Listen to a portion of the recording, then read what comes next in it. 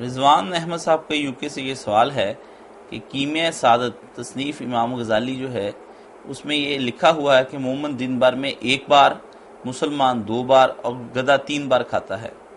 کیا رسول خدا نے اپنی ساری زندگی میں دن بھر میں صرف ایک بار کھانا کھایا اور ہمیں بھی ایسا ہی کرنا چاہیے؟ کیمیہ سعادت جو نا امام غزالی رحمۃ اللہ علیہ، امام صاحب صوفی تھے، انہوں نے تصوف کی روشنی میں ایسی باتیں کہی ہے جن میں ذرا کھانا کھانے سے پرہیز کرنے کی باتیں، نہ یہ حدیث ہے نہ کوئی دین کا حکم ہے کہ ایک ہی بار کھاؤ، آدمی ضرورت کے مطابق کھا سکتا ہے۔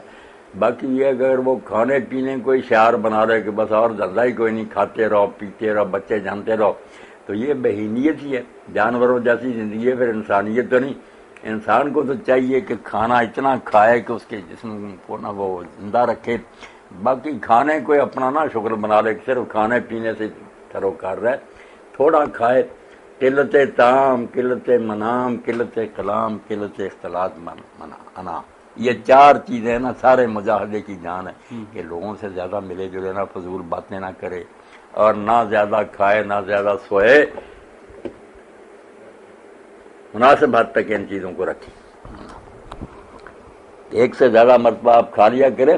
امام غزالی رحمۃ اللہ علیہ بہت نیک تھے، صوفی تھے، مگر ان کے بارے میں یہ بات جو ہے نا، یہ تو مسلمہ کہ علم حدیث میں وہ مفلس ہی تھے۔ احیاء اور علوم الدین میں یا کیمیہ سعادت میں جو حدیثیں دی ہیں نا، ان پر لوگوں نے تخریج کر کے بتایا کہ بہت کم صحیح ہے۔ باتیں ان کی ٹھیک ہیں، درویشی کی ہیں، مگر حدیثیں نہیں تھی۔